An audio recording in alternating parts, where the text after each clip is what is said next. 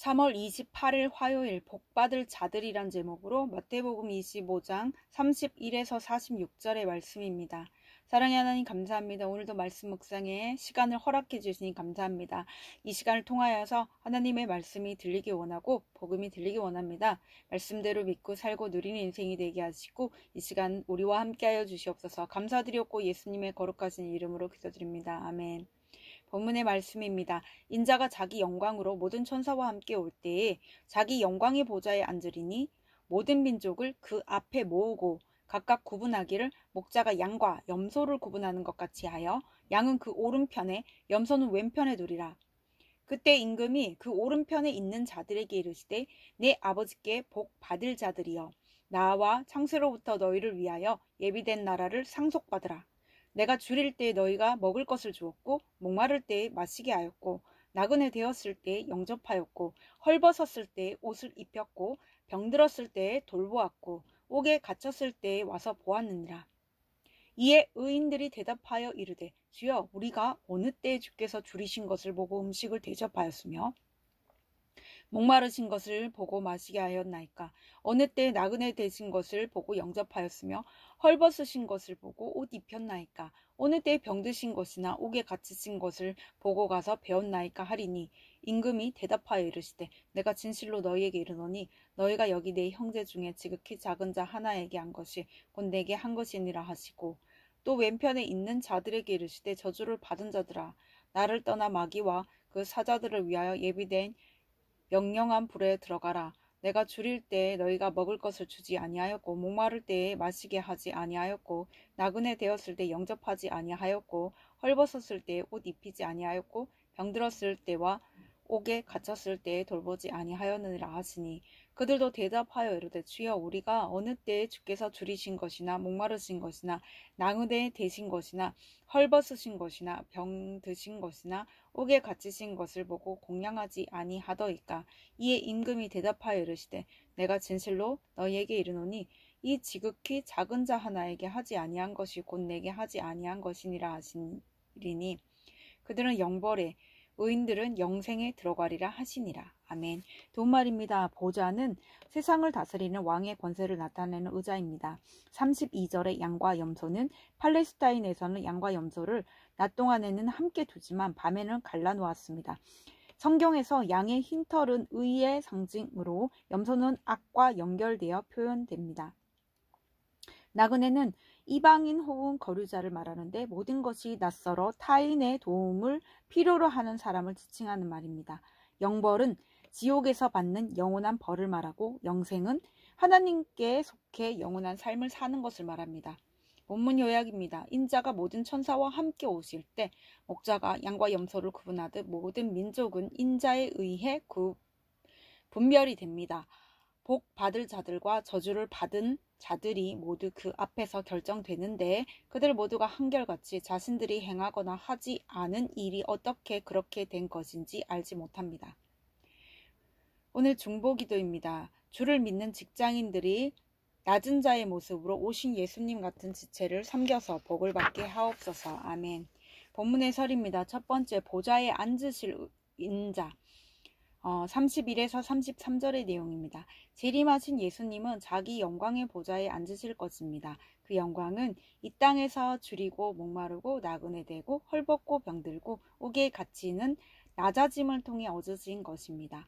그런 낮아짐을 겪으신 예수님이 권위의 보좌에 앉아 모든 민족을 그 앞에 모으시고 그들을 양과 염소를 가르듯 분별하십니다. 이 땅의 모든 고난을 겪으신 예수님은 우리의 겉모습에 속지 않으시고 믿음의 성도를 분별하실 것입니다.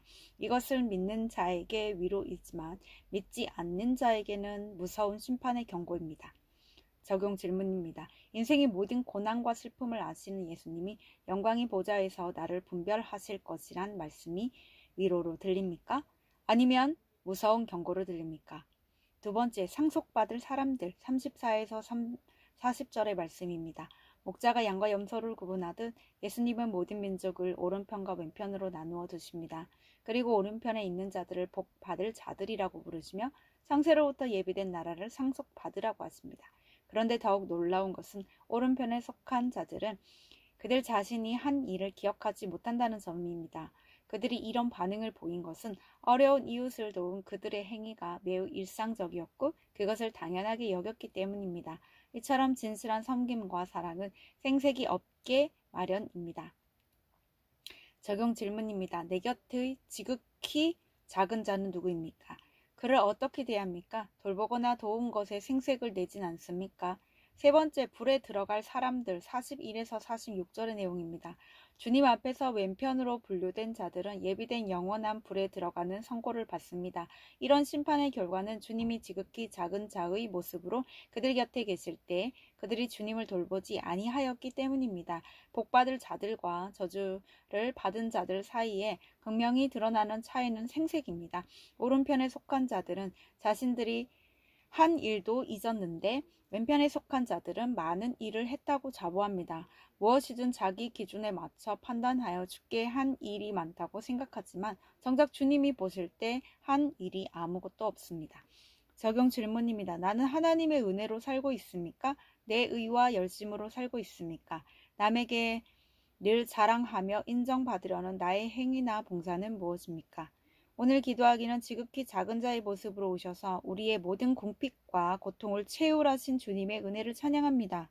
고통과 결핍을 겪고 있는 제 곁의 지체들을 생색이 아닌 사랑과 기쁨으로 섬기게 하옵소서.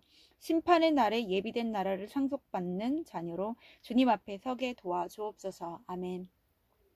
묵상 간증입니다. 차별의 끝판왕이란 제목으로 이옥신님의 말씀 적용글입니다.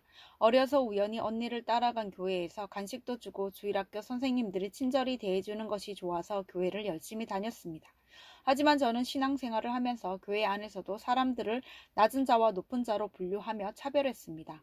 교회의 모든 장례식에 빠지지 않고 다녔지만 사실 제게는 위로의 마음도 믿지 않는 유가족의 구원을 바라는 마음도 없었습니다. 그런데도 저는 스스로 지극히 작은 자를 잘 섬기는 자라고 여겼습니다. 그러다 교인과의 외도가 드러나 다니던 교회도 떠나고 모든 관계가 끊어졌을 때 저는 남편의 인도로 말씀 묵상을 하는 교회에 속하게 되었습니다. 어디서도 고개를 들고 살 수 없는 불륜녀가 된 저를 공동체 지체들은 따뜻하게 안아주고 영육간에 풍족히 먹여주었습니다. 가장 초라하고 작은 자가 된 저를 섬겨주는 공동체의 사랑 덕분에 저는 행복을 쫓아 살던 죄를 회개하고 말씀으로 양육을 받았습니다. 그러자 가정이 회복되었고 교회 소그룹 리더로 세워져 외도녀라는 죄를 고백하며 다른 사람을 섬기게 되었습니다. 몇 달 전 교회로부터 장례식장이 너무 멀어 참석자들이 거의 없으니 유가족의 구원을 위해 가까운 곳에 사는 지체들이 장례 예배에 참석해 주길 바란다는 연락을 받았습니다. 그래서 저는 친분이 전혀 없는 분의 장례식에 참석해 여러 지체와 함께 예배를 드렸습니다. 제가 나그네 되었을 때 공동체로부터 영접을 받았기에 저도 복음이 필요한 분들에게 아무 대가 없이 제 시간과 물질을 드리게 된 것입니다. 겉으로 믿음 있는 척하며 속으론 남을 무시하고 차별하던 제가 진정 복받을 자들의 모습을 보게 되는 시간이었습니다. 말씀대로 섬기고 주님의 사랑을 차별 없이 베푸는 자들을 통해 차별 많은 저의 죄를 보게 해주신 주께 감사드립니다. 이분에 적용하기는 알지 못하는 지체들의 장례 예배라도 복음 전파의 장이 되기를 기도하겠습니다. 외모로 차별하는 저의 죄를 소그룹 모임에서 고백하겠습니다. 입니다.